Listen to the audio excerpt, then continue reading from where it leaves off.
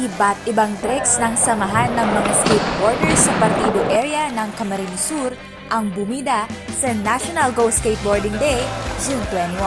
Isa sa kanila si Jade Mojado, 10 taong gulang at nagsisimula pa lamang sa skateboarding. Pangarap ko maging matibay mag-skate. Aminado naman si Pongkay Grengia na hindi man naging madali ang paglaro noong una pero nagpatuloy pa rin dahil sa mga kapwa babaeng inspirasyon. Pag nakikita po ako sa cellphone na mga babae na skate, parang lumalakas po yung loob kong gayahin yung mga tricks nila. Kung kaya po ng lalaki, kaya rin po ng babae.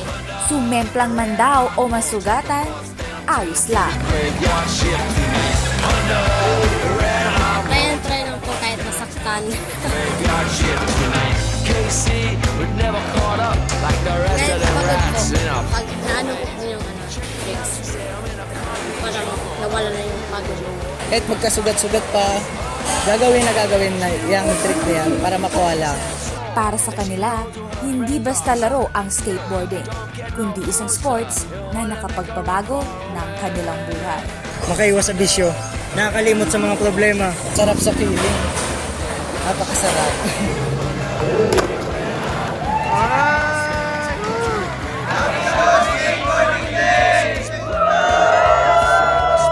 Sing Nandes, CSN.